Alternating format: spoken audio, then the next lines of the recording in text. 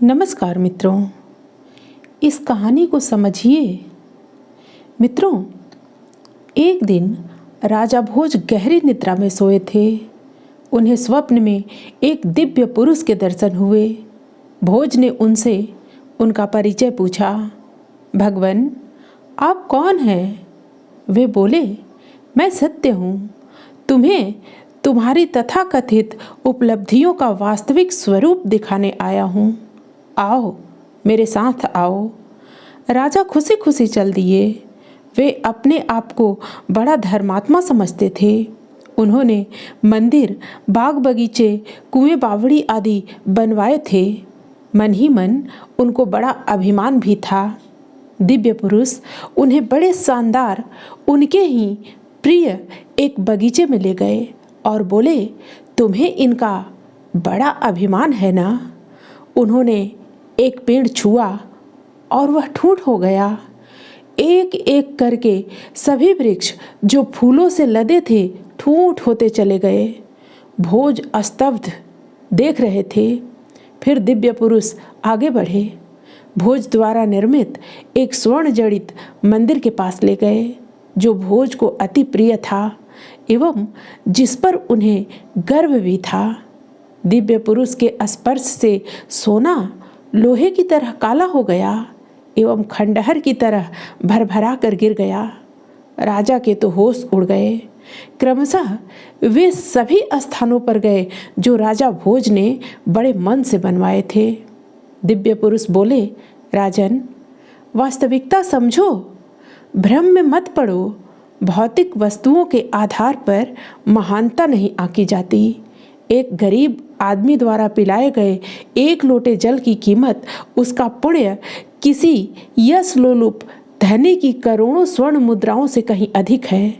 इतना कहकर वे अंतर्धान हो गए। भोज की नींद पसीने से लथपथ स्थिति में खुली।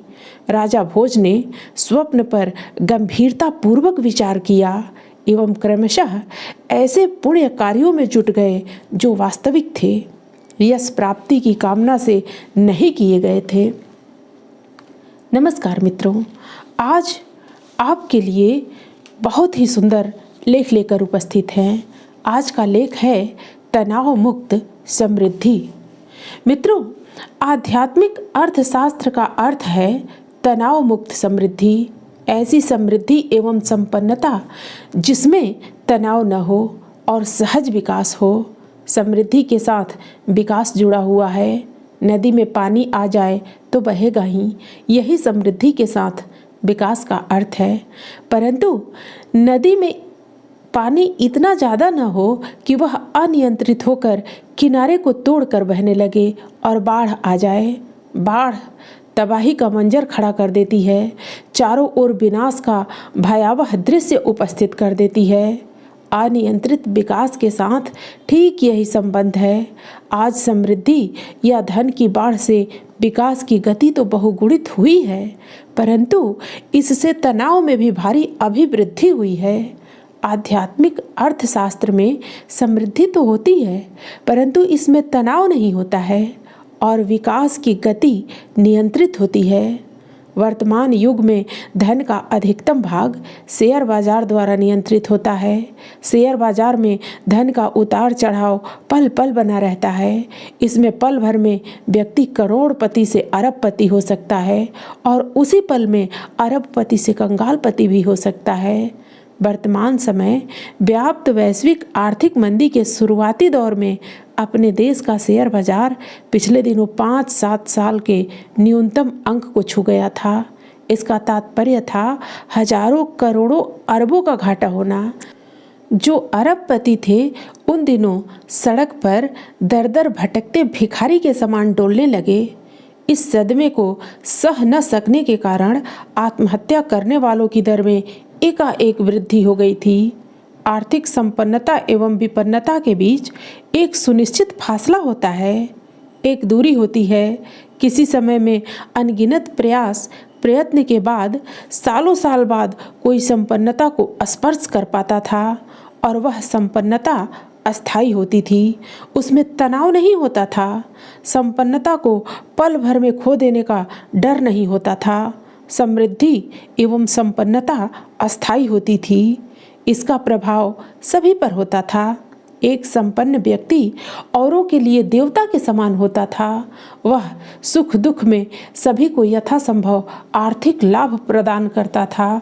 ठीक इसी प्रकार समाज, राज्य एवं राष्ट्र की समृद्धि एवं संपन्नता से सर्वत्र खुशहाली, सुख एवं वैभव पसर जाता था। हालांकि समृद्धि के साथ इन गुणों का संबंध अभी भी है, परंतु इस संबंध की व्यापकता में एवं प्रभाव में कुछ व्यतिक्रम हुआ है। यह सच है कि अर्थ विनिमय की प्रक्रिया है।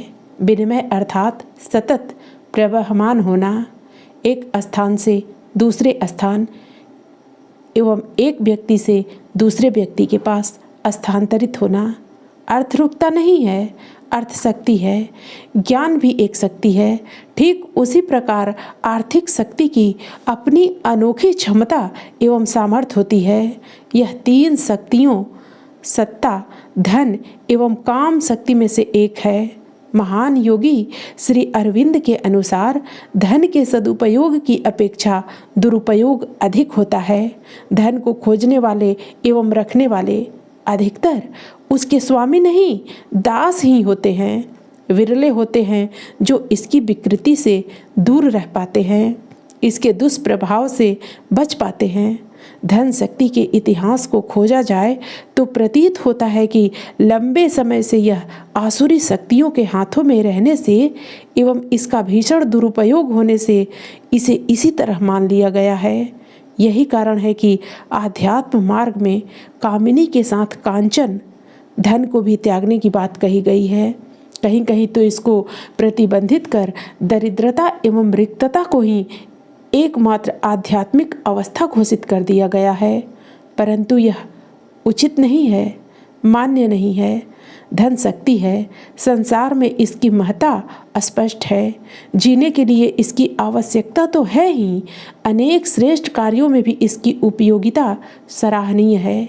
यही कारण है कि भारतीय संस्कृति के 4 पुरुषार्थों में धर्म के बाद इसे दूसरे स्थान पर रखा गया है। इसका यहाँ उपयुक्त स्थान है। धर्म अर्थात नीति, नियम, विधान। सर्वप्रथम नीति एवं मर्यादा का स्थान आवश्यक है। नीतिवान पुरुष ही धन की शक्ति का सार्थक सदुपयोग कर सकता है। प्राचीन काल में धर्मपरायण राजा अर्थ एवं संपदा का उपयोग अपने निहित स्वार्थ में कम एवं लोक कल्याण एवं राष्ट्र के उत्थान में अधिक किया करते थे। वे उसको परमार्थ में लगाते थे और यही कारण है कि शिखर पर पहुंची आर्थिक समृद्धि के बावजूद राजा, प्रजा एवं राज्य में शांति एवं खुशहाली बनी रहती थी। कहीं कोई तनाव नहीं था, समृद्धि के कारण अहंकार का प्रभाव नहीं था, परंतु जहाँ ऐसी स्थिति नहीं थी वहाँ धन शक्ति का उद्यत एवं आडंबरपूर्ण प्रदर्शन का बोलबाला भी था, क्योंकि वहाँ पर धर्म से पहले अर्थ को प्रश्रय मिला था। नीति से पहले अर्थ अनर्थ का कारण बनता है। वर्तमान समय में अर्थ का अनर्थ होने का कारण यही है कि इसे धर्म से पहले सर्वोपरि मान लिया गया है। धर्म अर्थ पर अंकुश लगाता है, उसका सार्थक एवं श्रेष्ठता के पथ पर सदुपयोग कराता है। अतः अर्थ शक्ति एवं उसकी समृद्धि से सर्वत्र अमन, चैन एवं चहुमुखी विकास के नूतन आयाम खुलते थे। आज यह नियंत्रण हट गया है, अतः आर्थिक शक्ति का दुरुपयोग होना स्वाभाविक है और उसके उपार्जन के लिए गलत हथकंडे का प्रयोग भी लाजिम हो गया है।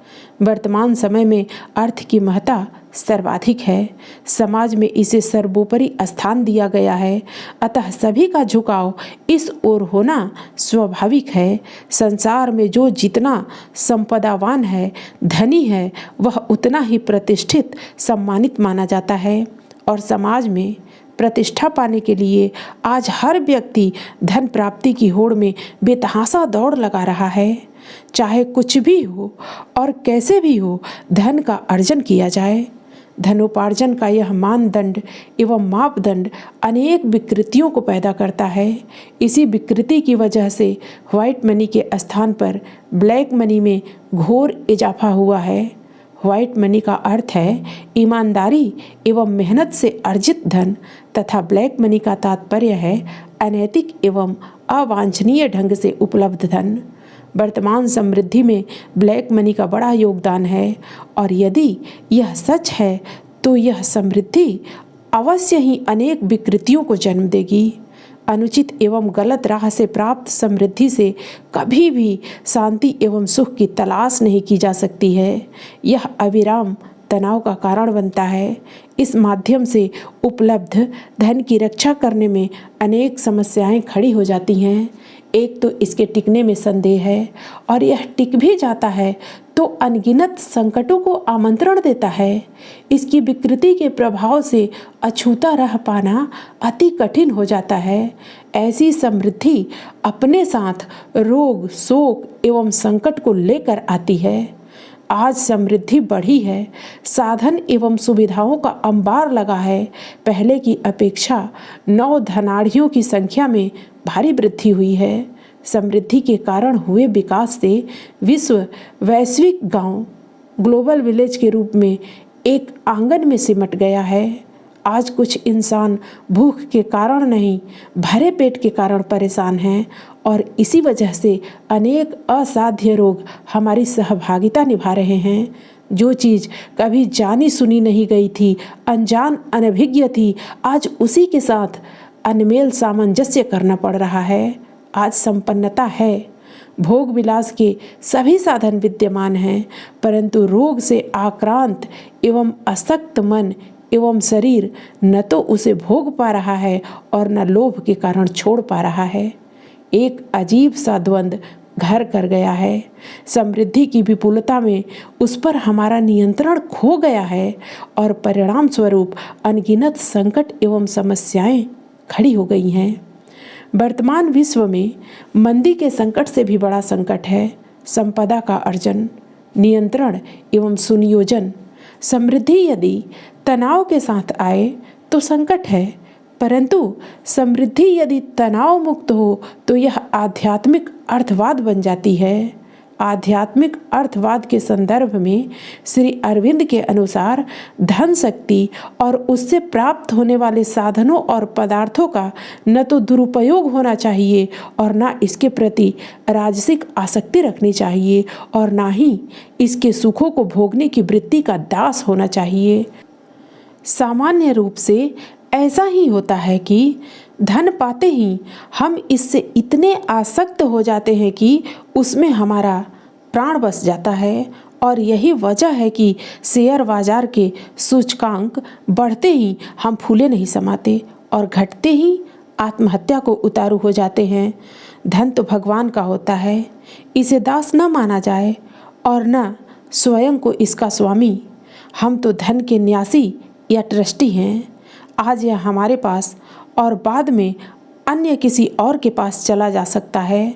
अतः यह जब तक पास है इसे धरोहर के रूप में रखकर इसका श्रेष्ठतम उपयोग करना चाहिए। धन जिस निमित्त मिला है उसे उसी निमित्त उपयोग करना चाहिए। पूरी तरह निस्वार्थ, पूरे ईमानदार एवं सच्चे ढंग से इसका उपयोग करना चाहिए। धन का पूरा लेखा जोखा रखना इसकी प्रामाणिकता है। अतः अच्छा ट्रस्टी बनना चाहिए। ध्यान रहे कि जो धन पास में है वह हमारा नहीं है। पूंजी कभी व्यक्तिगत नहीं होती है, वह समाज की होती है। इसी रूप में इसे रख कर, इसे स्वार्थ में न लगाकर पूरी ईमानदारी के साथ श्रेष्ठ कार्यों में नियोजित करना चाहिए।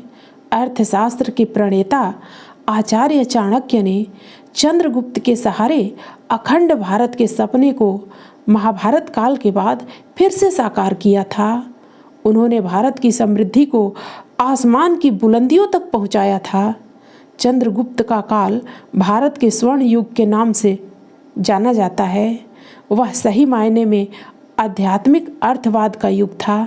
समृद्धि तनाव मुक्त थी। वैभव एवं ऐश्वर्य के बीच चाणक्य अपनी झोपड़ी में मिट्टी का दिया जलाकर अपना गुजारा करते थे। उन्होंने धन शक्ति का उपयोग निजी स्वार्थ के लिए कभी नहीं किया। तनाव मुक्त समृद्धि का सुंदर नमूना टोडरमल ने अकबर के समय में पेश किया था। आज ऐसे विकास की फिर से आवश्यकता है। समृद्धि आए परंतु तनाव न हो, परेशानी न हो, संकट न हो। विकास हो लेकिन चहुमुखी हो, आंतरिक विकास भी जुड़ा हुआ हो। ऐसा तभी संभव है जब अर्थोपार्जन का उद्देश्य श्रेष्ठ हो और उसका तरीका उत्तम हो।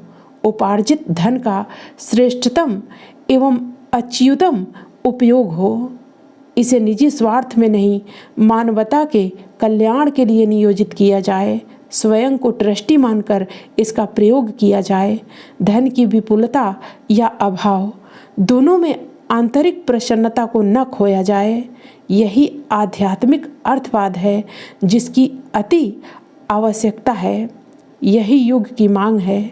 हमें धन को भगवत शक्ति मानकर इसका सदुपयोग करना सीखना चाहिए। मित्रों, फिर मिलते हैं अगली प्रस्तुति में नए लेख के साथ। धन्यवाद।